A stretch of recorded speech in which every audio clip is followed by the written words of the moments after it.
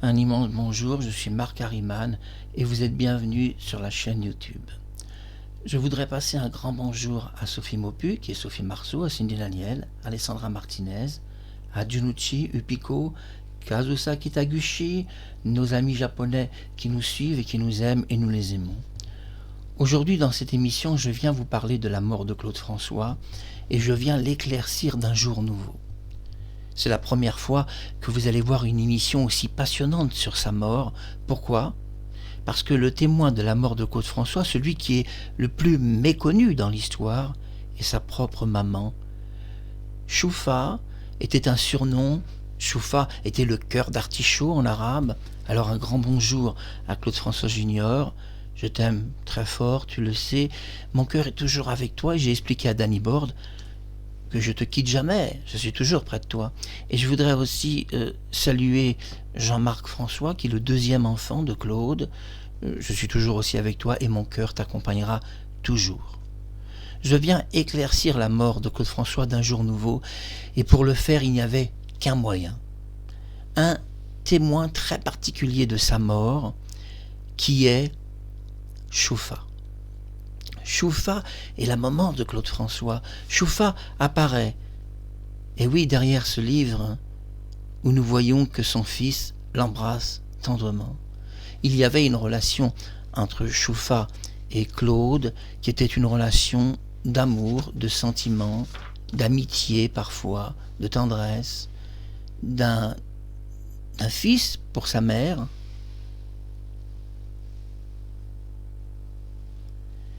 et puis d'une mère pour son fils. Contrairement à ce que vous pensez, Claude François a laissé une dernière lettre avant de mourir, la voici.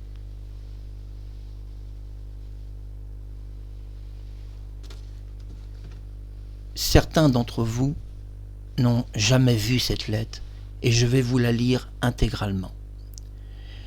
Quand le livre de Choufa est sorti, son entourage a essayé de faire croire que cette lettre en question étaient les paroles d'une nouvelle chanson.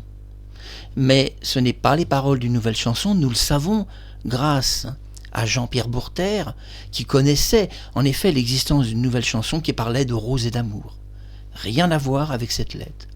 D'autre part, Claude François n'écrivait jamais de chansons du style de Jacques Brel, qui aurait un message. Il avait dit « Je n'écris pas de chansons à message ». Cette lettre qui est retrouvée à son appartement et qu'il a écrit le matin de sa mort quand il s'est réveillé, en réalité n'est pas les paroles d'une chanson parce que quand Claude écrit une chanson, tout est supervisé et c'est toujours la même chose. Il est un maniaque. Il écrit toujours ses chansons de la même manière. Il écrit couplets, refrains. Je peux vous dire que nous pouvons analyser tous les documents de Claude François et prouver que sa façon d'écrire les chansons est toujours la même. La lettre qu'il laisse à son domicile n'est pas une nouvelle chanson comme certaines personnes de son entourage ont voulu le faire croire. Cette lettre est une lettre de suicide. Claude François, le 11 mars 1978, va écrire une lettre de suicide quelques minutes avant sa mort. J'ai décidé cette lettre de suicide de vous la lire et de la rendre publique sur YouTube. Je précise tout de même à l'équipe YouTube que toutes les informations que je donne, dans le cas où des personnes s'amuseraient à signaler mon compte, que les informations sont des informations de police, de gendarmerie, de personnes proches de Claude François, d'amis proches comme Jacques Harvey, ou de sa mère elle-même, et qu'il n'y a aucun mensonge de ma part. Tout est prouvable devant n'importe quel policier. Donc je demande à l'équipe YouTube de ne pas suspendre mon compte, car les informations de cette vidéo sont relatées par sa mère. Allez-vous renier le témoignage d'une mère à son fils? Allez-vous m'accuser de produire un faux témoignage? Allez-vous m'accuser de produire de fausses informations? Je vous dis, ne vous amusez surtout pas à ça.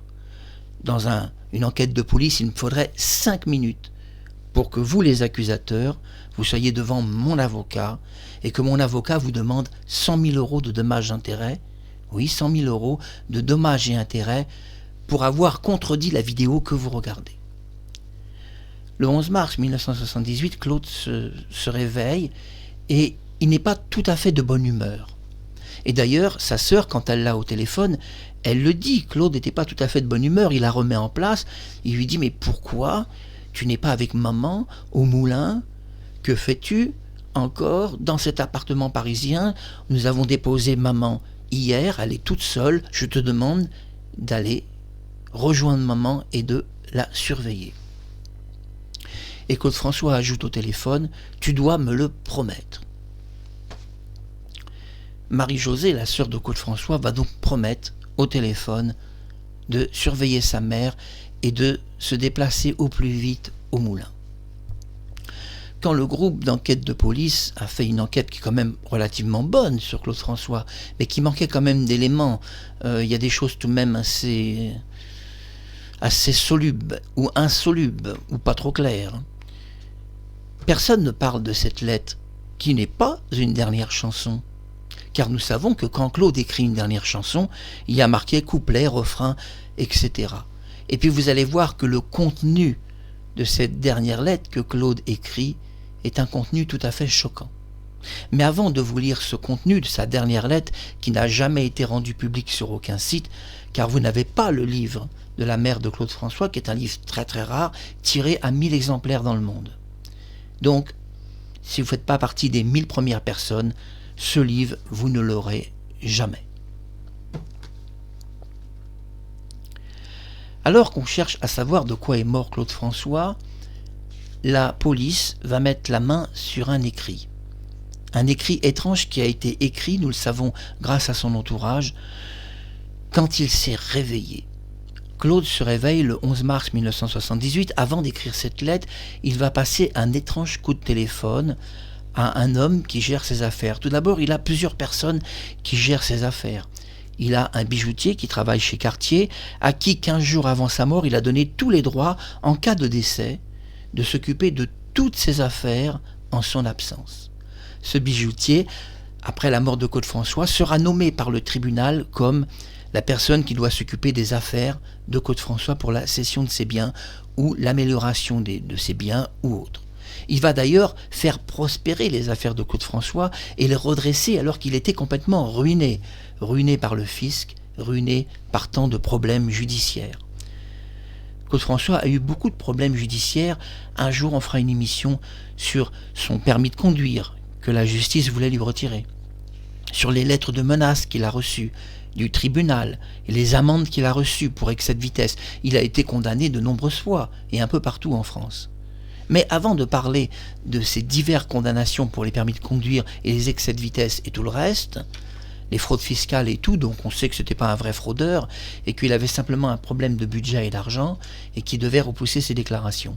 Ce n'était pas un voleur non plus au sens, quand il avait de l'argent, de voler quelqu'un. La seule fois où Claude a volé, c'est quand il avait faim. Et la Bible dit que si tu as faim, tu as le droit de voler.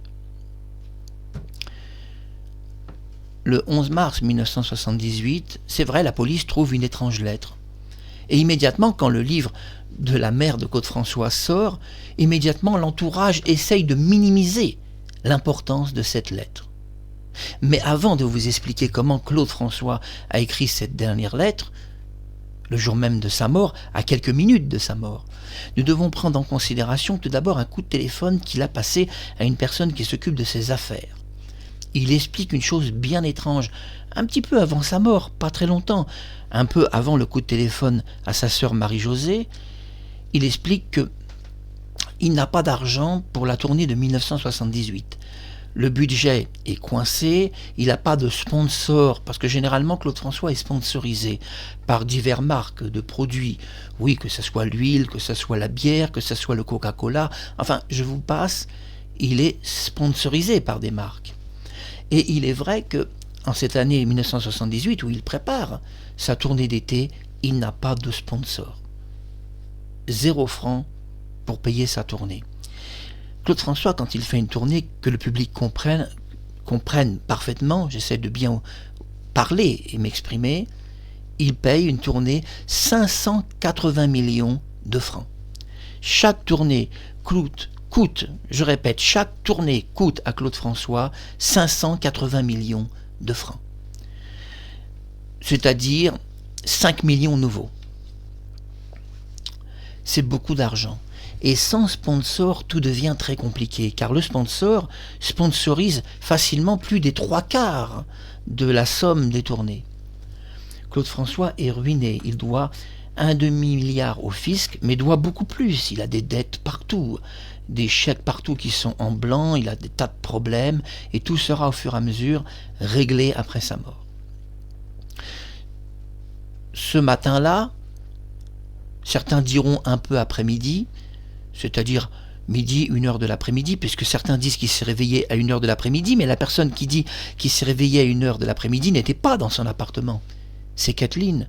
Nous savons qu'elle n'était pas là, puisque le véritable témoin de la mort de Claude était une fille de 15 ans qui a téléphoné à Josette, sa sœur, et qui ne parle pas de la présence de Marie-Thérèse ou de Kathleen. Les deux femmes ne sont pas dans l'appartement à ce moment-là.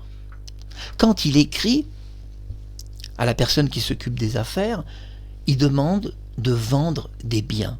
Il explique que lundi, donc 11 mars samedi, 12 mars dimanche, lundi 13 mars, il y aura un rendez-vous exceptionnel à son bureau, boulevard Exelmans, qu'il désire débloquer un peu d'argent car il n'a pas de sponsoring habituel. Il a besoin d'à peu près 5 millions nouveaux. Parce qu'il veut malgré tout faire cette tournée d'été avec les Claudettes et qu'il ne sait pas comment faire. Il perd beaucoup d'argent dans les tournées. Claude dépense 580 millions et ne gagne que 400 millions dans les tournées. Il perd 180 millions chaque année. Et Michel Drucker lui propose alors un contrat en or. Un contrat à la télévision française qui va prévoir que Claude, pendant 4 ans, va toucher un peu d'argent et devrait pouvoir payer des tournées sans sortir. Mais l'affaire est très loin d'être claire, parce qu'en réalité, Claude François n'est pas payé en télévision. Et ça vous a jamais été dit par personne. Non, il n'est pas payé, Claude François. Et c'est très important de le dire. Il expliquera dans une émission, qui était une émission où il parlait de sa vie, que la télévision ne paye pas. La télévision ne paye pas du tout, dit-il même, alors que la télévision américaine paye les artistes. Des gens comme Frank Sinatra gagnent bien leur vie grâce à la télé, mais lui, Claude François, il ne gagne rien. Parce que quand il vient dans une télé, il n'est même pas payé. Il est payé parfois 0 francs.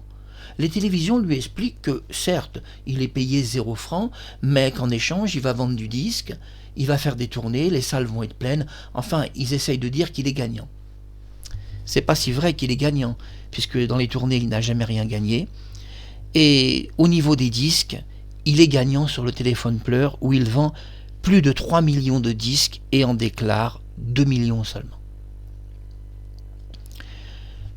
Après avoir demandé à la personne qui s'occupe des affaires de Claude François de vendre quelque chose à partir de lundi, de mettre en vente certains biens, il veut vendre pour faire cette tournée d'été parce qu'il n'a pas d'argent, il ne peut pas faire la tournée d'été.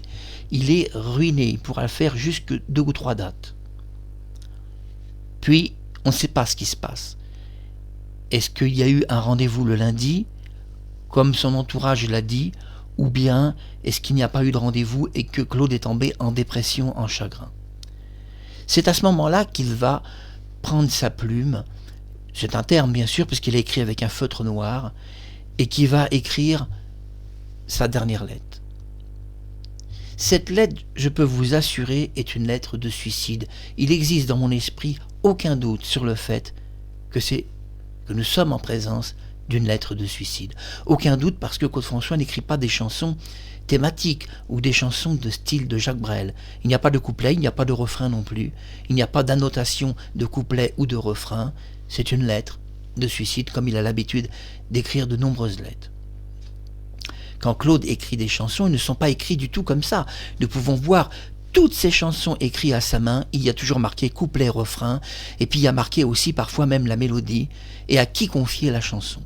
Et nous savons par Jean-Pierre Bourter que cette chanson n'est pas la dernière chanson de Claude François, car Jean-Pierre Bourter a été questionné, non pas sur la lettre, mais sur la dernière chanson de Claude. C'est une chanson de rose et d'amour, qui n'a rien à voir avec ce texte. Claude François va écrire sa dernière lettre, c'est une lettre de suicide et je vais vous la lire.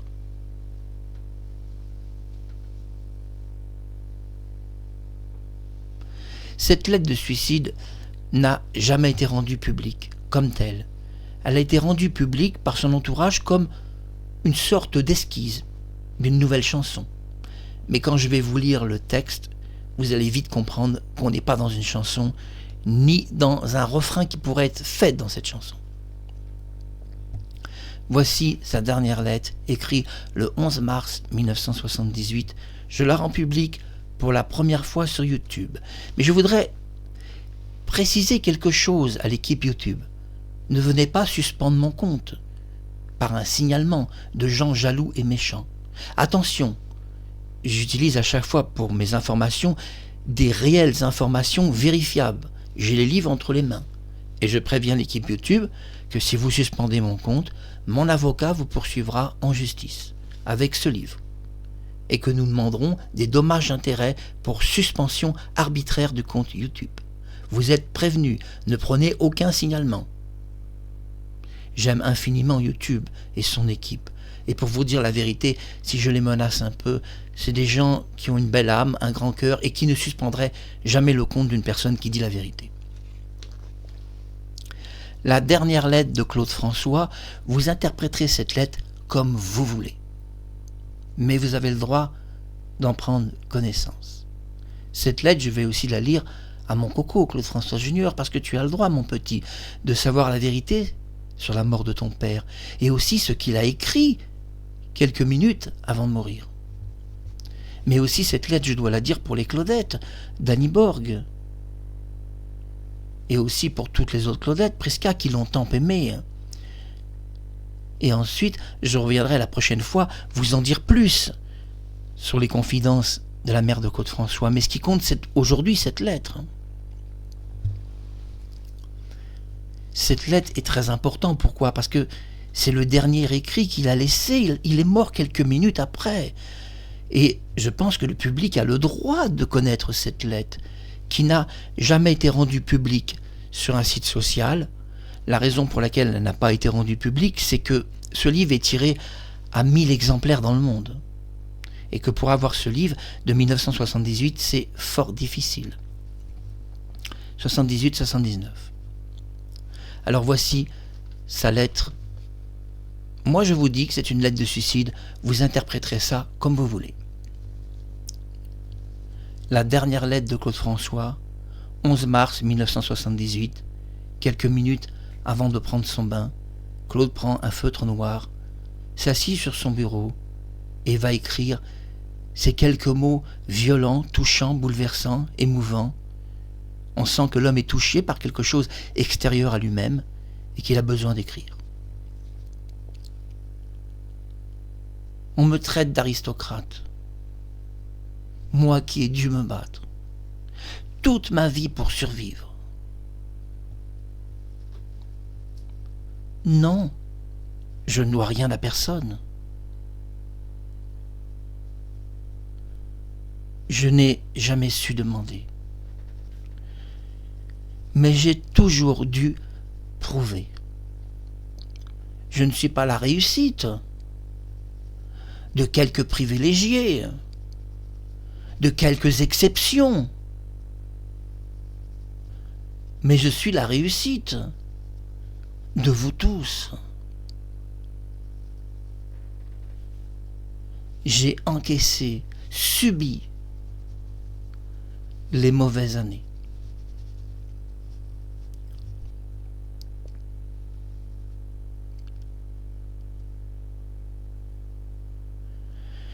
Et mérité les bonnes années.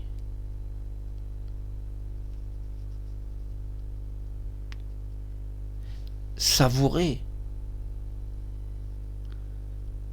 Mais je dois tout à vous tous. Je vous dois tout et je dois tout à tout le monde. Les penseurs, c'est-à-dire les intellectuels, m'ont toujours traîné dans la boue. Je répète, ce passage est intéressant. Les penseurs, c'est-à-dire les intellectuels, je le précise, m'ont toujours traîné dans la boue. Mais je tenais puisque le public me souriait. Je répète cette phrase très intéressante. Mais je tenais puisque le public me souriait. Toujours tenu puisque vous m'avez toujours souri. Je n'ai jamais su mentir, ni faire semblant. C'est pour ça que le public a suivi, mais pas les autres. Les autres, je le précise, c'est les intellectuels. J'ai rendu public la lettre de suicide de Claude François, qui n'a rien du tout d'une chanson. Il était important de le faire et je reviendrai pour une nouvelle émission où nous parlerons un petit peu plus de ce livre exceptionnel. Claude François est-il mort le 11 mars 1978 ou alors a-t-il raté son suicide? Et des médecins ont-ils secrètement réussi à le maintenir en vie dans un hôpital? À très bientôt pour la suite de cette émission basée sur la source de renseignements sérieuse de la mère de Claude François. Un grand bisou à l'équipe YouTube, je vous aime tendrement, je vous remercie d'avoir placé ces vidéos en public et vous savez mon amour et mon affection pour toute l'équipe YouTube, un site gratuit et public. J'embrasse aussi la capitaine des Claudettes, Dani Borg, un gros bisou d'amour pour toi et les Claudettes que tu as eues sous ta direction de nombreuses années. Un bisou à Prisca, à Julie. Malheureusement, certaines Claudettes sont mortes. Et oui, c'est la vie, elles nous ont quittés. Mais nous pensons toujours à elles. J'embrasse aussi la sœur de Claude François, où je viendrai parler du témoignage de ta maman, qui à 22h a vu Claude François en vie. Ne ratez pas cette prochaine émission. À 22h, Claude François n'était pas mort. Sur le témoignage de la mère de Claude François. Un témoignage donc véridique et sérieux. À très bientôt sur YouTube.